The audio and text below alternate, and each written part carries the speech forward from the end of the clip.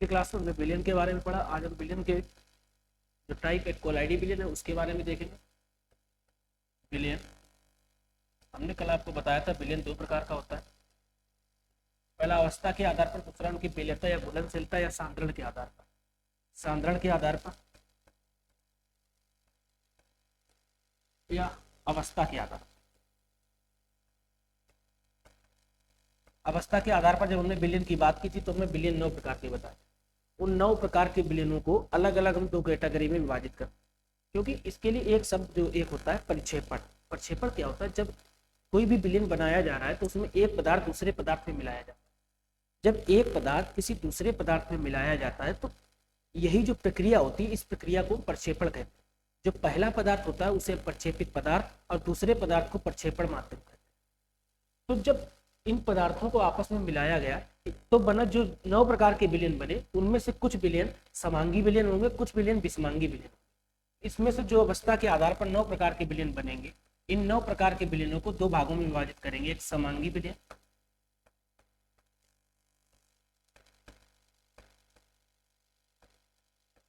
दूसरा विषमांगी बिलियन।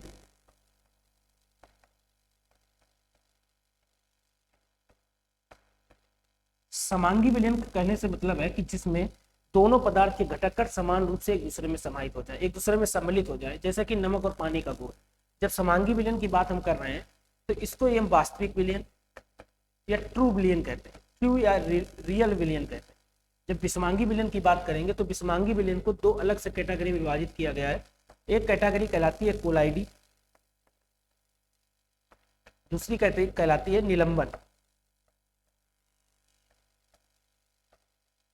कोलाइडी विलयन पर कई सवाल पूछे जा चुके हैं। इसके बाद जब हम सांद्रण की बात करते हैं या उनके विलयन घुलनशीलता या विलेयता के आधार पर, तो ये विलयन 3 प्रकार से। एक तो संतृप्त, हमने बताया था जब तक कोई एक विलेय या विलायक, जो हमने बताया था कि विलेय के 2 भाग, विलयन के 2 भाग होते हैं, एक विलेय दूसरा विलायक। जब तक विलेय विलायक में घुलनशील है तब तक वो विलयन असंतृप्त विलयन है, लेकिन जब ये विलेय विलायक में घुलना बंद कर देगा तब वो विलयन संतृप्त विलयन कहलाएगी। और इनके बीच की अवस्था साम्यावस्था कहलाएगी, संतृप्त विलयन या असंतृप्त विलयन पर हम बात कर चुके हैं। इसके बाद जो तीसरा विलयन था बफर विलयन, हमने बताया था कि बफर विलयन ऐसे विलयन होते हैं जो अपनी वास्तविक स्थिति के परिवर्तन का विरोध करते हैं। मतलब अगर ये विलयन इस समय अम्लीय अवस्था में है तो इनमें कोई क्षार मिला देने से ये क्षारीय अवस्था में न जाकर बल्कि अपनी प्रारंभिक अवस्था अर्थात अम्लीय अवस्था में रहने का प्रयास करेंगे। बफर विलयन में हमने अम्लीय विलयन और क्षारीय विलयन 2 एग्जाम्पल बताए थे। अम्लीय विलयन में हमने आपको बताया सोडियम एसीटेट या एसिटिक एसिड का मिश्रण हो, या फिर दूसरा विलयन जो हमने बताया उसमें हमने आपको बताया अमोनियम क्लोराइड या अमोनियम हाइड्रोक्साइड का मिश्रण, जो कि क्षारीय विलयन था। एक विलयन अम्लीय विलयन, दूसरा क्षारीय विलयन। दोनों की हमने कल बात कर चुके। संतृप्त विलयन पर हम बात कर चुके, असंतृप्त विलयन पर भी हम बात कर चुके हैं। इसके बाद में जो समांगी विलयन थे, वास्तविक विलयन, हमने आपको बताया था कि वास्तविक विलयन जैसे कि जिनके घटक कणों को आपस में नहीं दे सकते, मतलब 2 या 2 से पदार्थों को जब आपस में मिलाएंगे, जो मिलाने वाली प्रक्रिया है उस प्रक्रिया को तुम निक्षेपण कहेंगे। जब ये विलयन मिलकर तैयार हुआ तो इनमें से उन दोनों पदार्थों के घटक कणों को पहचानना मुश्किल हो या उनको अलग करना मुश्किल हो। किसी भी विधि से हम अभी आपको बताएंगे मिश्रण को अलग करने की विधियां या किसी भी विलयन को अलग करने की विधियां। किसी भी विधि से आप समांगी विलयन को अलग अलग नहीं कर सकते। जैसे नमक और पानी का घोल जो वास्तविक विलयन होता है, इसमें न तो आप बता सकते हैं कि ये घोल रखा है कि इसमें नमक और पानी का घोल है या शक्कर या पानी का घोल है, तो ऐसा घोल वास्तविक विलयन या रियल या ट्रू विलयन कहलाएगा, ट्रू सॉल्यूशन कहलाएगा। जो कोलाइडी विलयन होगा, जो वास्तविक विलयन होंगे, इनके कणों का आकार 1 नैनोमीटर या 10⁻⁹ मीटर से भी कम, से भी छोटा, मतलब ये पिको में जा सकता है 10⁻12 मीटर तक।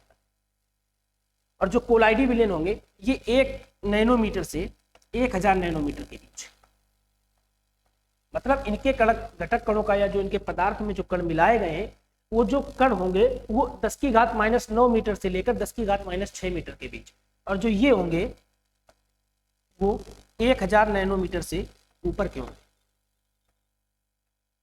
मतलब 10⁻6 मीटर से लेकर 10⁻3 मीटर तक के इनके कणों का आकार होगा। निलंबन कणों के लिए हमने एग्जांपल बताया, जैसे नदी का पानी, नदी के पानी में मिट्टी के कण पाए जाते हैं। साथ साथ में उस पानी में जो मिट्टी के कण होते हैं उनको हम आसानी से देख भी सकते हैं। जो कोलाइडी विलयन के कण होंगे इनको हम आसानी से नहीं देख सकते हैं, लेकिन इनको सूक्ष्मदर्शी की मदद से हम देख सकते हैं। जैसे कि जो आसपास धुआं उपस्थित है, जो हमारे वातावरण में धुआं होता है उसमें जो कण पाए जाते हैं, धुआं जो है वो किसी भी गैस या सॉलिड का मिश्रण होता है। जब उसमें सॉलिड या किसी कार्बन के जो कण होते हैं उनको सूक्ष्मदर्शी या किसी यंत्र वगैरह माध्यम से देख सकते हैं, लेकिन उनको नग्न आंखों द्वारा नहीं देख सकते। जबकि जो वास्तविक विलयन होते हैं इनको ना ही खुली आंखों से ना ही किसी सूक्ष्मदर्शी की मदद से देखा जा सकता है। तो वास्तविक विलयन हो, कोलाइडी विलयन और निलंबन विलयन, इन पर हम पूरी एक बार और बात करेंगे। जो हमने विलयन आपको बताया, ये विषमांगी और समांगी विलयन दो कैटेगरी में विभाजित की इनकी अवस्था के आधार पर।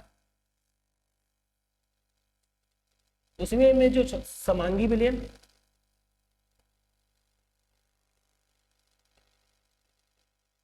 इसी को हम बोलते हैं वास्तविक विलयन, वास्तविक विलयन,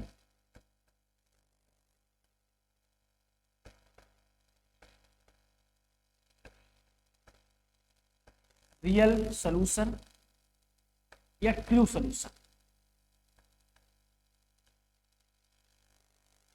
होमोजीनियस सॉल्यूशन है। जो वास्तविक विलयन होते हैं इनके कणों का आकार पूछा जाता है। रेलवे का एग्जाम या 2015 के जो एनटीपीसी के एग्जाम हुआ या एसएससी का कोई भी एग्जाम हो, सब में इनके कणों के आकार की बात की, कोलाइडी कणों के आकार को पूछा गया। जब हम वास्तविक विलयन की बात करते हैं तो इनके कणों का आकार 1 नैनोमीटर से भी कम, मतलब इनके कणों को देख पाना मुश्किल है, नामुमकिन है। ना तो इनके कणों को हम सूक्ष्मदर्शी की मदद से देख सकते हैं, ना ही आंखों से। इनके कणों को हम किसी भी रूप में नहीं देख सकते हैं, किसी भी यंत्र का प्रयोग करके। जैसे इसका अगर हम एग्जाम्पल की बात करेंगे, इसके अगर एग्जाम्पल की बात करेंगे तो नमक और पानी का घोल,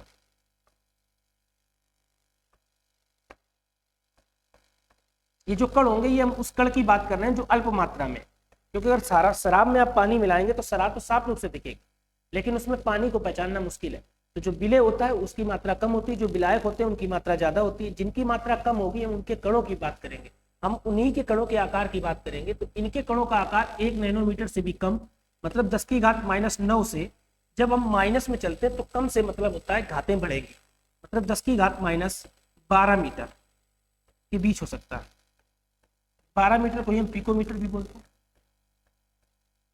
इनको हम आंखों द्वारा नहीं देख सकते, ना ही किसी सूक्ष्मदर्शी की मदद से देख सकते हैं। इसका एग्जाम्पल नमक और पानी का घोल। ये एक प्रकार का वास्तविक विलयन या समांगी विलयन कहलाता है, होमोजेनियस सॉल्यूशन या रियल सॉल्यूशन। इसके बाद जो दूसरा विलयन है विषमांगी विलयन, क्योंकि उसी में हम कोलाइडी विलयन पर बात करेंगे। कोलाइडी विलयन के आकार के बारे में भी पूछा गया। विषमांगी विलयन, हेट्रोजीनियस सॉल्यूशन। विषमांगी विलयन या हेट्रोजीनियस सॉल्यूशन, ये दो प्रकार से विभाजित किया गया अपने अपने। विषमांगी विलयन है, इसको दो, एक तो कोलाइडी,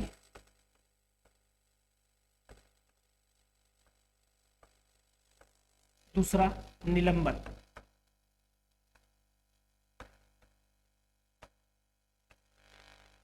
इसके कणों का आकार 1 नैनोमीटर से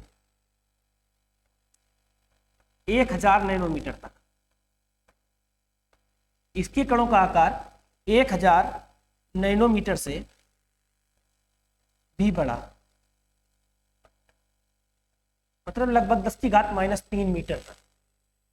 विषमांगी विलयन को दो भागों में विभाजित किया गया, एक तो कोलाइडी विलयन और निलंबन विलयन। अभी हम निलंबन विलयन को समझ लेंगे, क्योंकि कोलाइडी विलयन को तो हम अलग से भी समझेंगे। निलंबन विलयन को इसका सबसे अच्छा एग्जाम्पल है जो नदी का पानी होता है, उसमें पानी भी होती है और मिट्टी के कण भी होते हैं। मिट्टी के कणों को देख सकते हैं, आसानी से देखा जा सकता है। तो निलंबन विलयन के जो विलयन होता है, इसमें जो विलय हो या विलायक हो, दोनों के कणों को आप आसानी से देख सकते हैं। दोनों के कणों को अपनी आंखों द्वारा देखा जा सकता है। इनके कणों का आकार 1000 नैनोमीटर से भी बड़ा होता है। इसे 1000 नैनोमीटर लिखो, ये 10⁻⁶ मीटर से 10⁻³ मीटर के बीच होता है इनके कणों का आकार।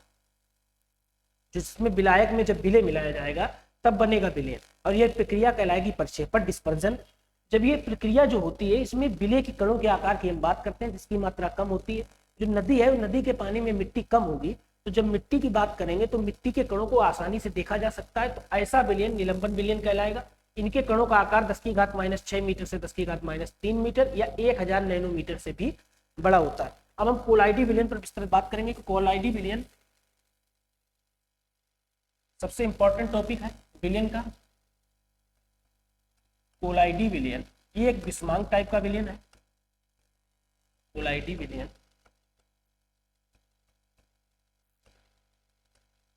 इसको कोलाइड सॉल्यूशन बोलते हैं। इसको कोलाइड सॉल्यूशन बोलो या बिस्मांगी विलयन भी कहते हैं। इनके कणों का आकार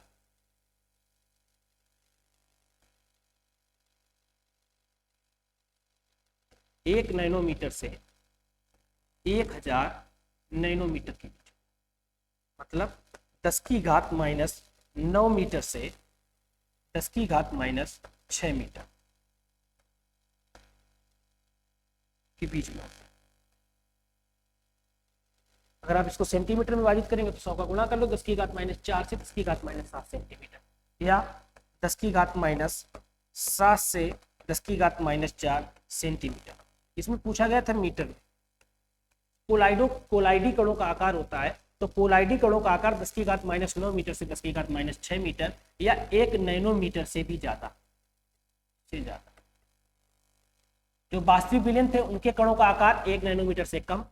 जो कोलाइडी विलयन है इनके घटक कणों का आकार 1 नैनोमीटर से ज्यादा, जबकि जो निलंबन विलयन थे उनके कणों का आकार 1000 नैनोमीटर से भी ज्यादा होगा। वास्तविक विलयन 1 नैनोमीटर से कम, कोलाइडी विलयन 1 नैनोमीटर से 1000 नैनोमीटर, जबकि जो तीसरे निलंबन विलयन होंगे उनके कणों का आकार 1000 नैनोमीटर से उसके भी आगे, मतलब 10⁻⁻⁶ मीटर से 10⁻⁻³ मीटर कणों तक होगा। मतलब तीनों कणों की हमने बात कर ली। अब जब हम कोलाइडी विलयन की बात करते हैं तो कोलाइडी विलयन को नग्न आंखों द्वारा नहीं देखा जा सकता, लेकिन किसी सूक्ष्मदर्शी आदि की मदद से देखा जा सकता है।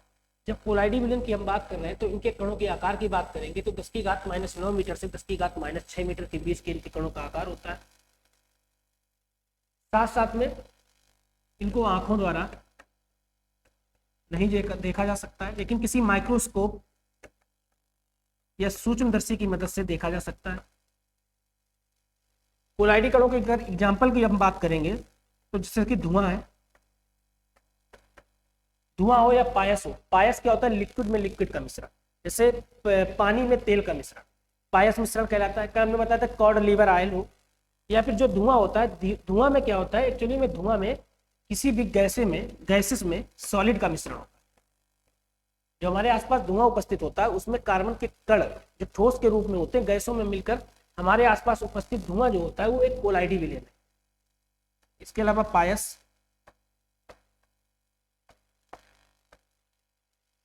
धुआं हो, पायस हो या जेल हो, ये सभी मिश्रण कोलाइडी विलयन कहलाते हैं। जेल, पायस, धुआं। इसके बाद कोलाइडी विलयन की अगर हम अनुप्रयोग की बात करें हमारे डेली यूज में, तो कोलाइडी विलयन का सबसे अच्छा एग्जांपल है आकाश का रंग नीला क्यों दिखाई पड़ता है। आकाश का रंग वैसे वास्तविक रूप से काला होता है। अंतरिक्ष या चंद्रमा से देखने पर आकाश हमें काला दिखाई पड़ता है, लेकिन यदि हम पृथ्वी से देखते हैं तो आकाश का रंग हमें नीला दिखाई देता है, क्योंकि जो सूर्य से आने वाला प्रकाश है उसमें 7 प्रकार के रंग होते हैं विबग्योर। जो हमारे वायुमंडल में उपस्थित जितनी भी गैसें हैं उनमें जो कण होते हैं या फिर जो आसपास जितने भी कण उपस्थित होते हैं उन कणों को हम कोलाइडी कर देते हैं, क्योंकि जो गैसें होती हैं, जो धुआं होता है वो कहीं ना कहीं गैसेस या लिक्विड, गैसेस या सॉलिड का मिश्रण होता है। और हमने आपको बताया कि 9 प्रकार से हम किसी भी विलयन को विभाजित कर सकते हैं, तो उसमें 9 प्रकार में से जो 6 प्रकार के मिश्रण होते हैं वो सभी कोलाइडी विलयन होते हैं। और जो कोलाइडी विलयन होगा तो कोलाइडी विलयन हमारे वायुमंडल में उपस्थित होने के कारण जो मिश्रण होते हैं उनको वो नीले कलर को, ब्लू कलर को प्रकीर्णित कर देते हैं, बाकी सभी कलर को अवशोषित कर लेते हैं। इसी कारण से जो आकाश है नीला दिखाई पड़ता है। अर्थात कोलाइडी कण सूर्य से आने वाले प्रकाश में से जो 7 रंग होते हैं, 7 रंग में 6 रंग को अवशोषित कर लेते हैं, जबकि नीले कलर को प्रकीर्णित कर देते हैं। और इसी प्रकीर्णन के कारण आकाश हमें नीला दिखाई देता है, जबकि वास्तविक रूप से आकाश काले रंग का होता है। प्रक्षेपण, प्रक्षेपण के बाद इसी में हम एक और अलग ब्राउनी गति की बात करेंगे। ब्राउनी गति,